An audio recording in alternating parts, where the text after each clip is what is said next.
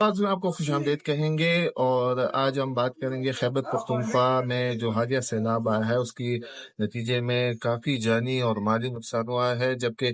جو کڑی فصلیں تھی خصوصاً گندم کی فصل اسے کافی نقصان پہنچا ہے۔ صوبائی ادارے کی جانب سے جو اعداد و شمار جاری کیے گئے ہیں، ابھی تک خیبر پختونخوا کے مختلف حصوں میں 21 افراد بارشوں کے سبب مختلف حادثات کے نتیجے میں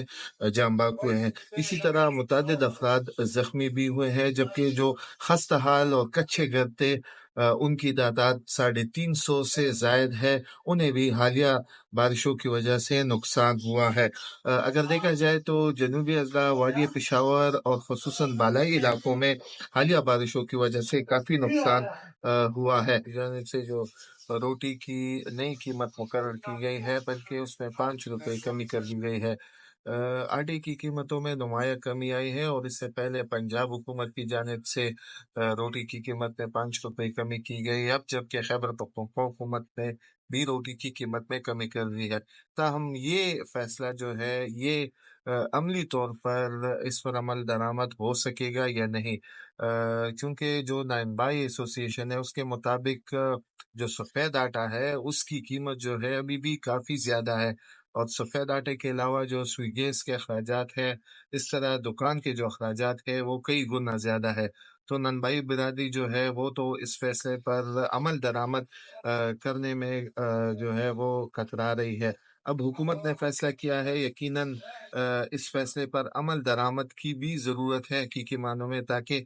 عوام کو جو مہنگائی سے دوچار عوام ہے اس کو خاطر خواہ ریلیف فراہم ہو سکے۔ آج کے ولاگ میں ہم B R T bus service کے حوالے سے بھی بات کریں گے، اور B R T bus service حکومت کے مطابق بدستور خسارے کا شکار ہے، اور اس کا خسارہ جو ہے وہ 6 ارب روپے تک جا پہنچا ہے۔ B R T bus service کی جو انتظامیہ ہے ٹرانس پشاور، ان کی جانب سے یہ تجویز سامنے آئی ہے کہ 5 روپے کرایہ جو ہے وہ بی آر ٹی کا بڑھا دیا جائے، اور اس کا کرایہ جو ہے اگر ہم 5 روپے بڑھا دیں تو اس سے ہمیں تقریباً 67 کروڑ روپے کا منافع ہوگا۔ اگر ہم 5 کے بجائے 10 روپے کرایہ بڑھائے تو بی آر ٹی کا منافع جو ہے وہ 1 ارب 36 کروڑ روپے ہوگا۔ بی آر ٹی جو ٹرانس پشاور کی انتظامیہ ہے ان کے مطابق ابھی مسافروں کو سبسڈی دی جا رہی ہے کرائے قیمت میں، فی مسافر کو جو ہے وہ 50 روپے کرائے قیمت میں سبسڈی دی جا رہی ہے۔ مسافر سے صرف 28 روپے کرایہ وصول کیا جا رہا ہے، جبکہ بی آر ٹی جو ٹرانس پشاور ہے ان کی جانب سے 50 روپے سبسڈی دی جا رہی ہے کرائے قیمت میں۔ یہ تو B R T bus service کا احوال تھا، اور ایک اہم ایشو جو قومی افق پہ ہے وہ یہ ہے کہ سعودی عرب سے ایک انتہائی اعلیٰ سطحی کا وفد خیبر پختونخوا آیا ہے، اور وہ خیبر پختونخوا میں جو سیاحت کا سیکٹر ہے اس میں سرمایہ کاری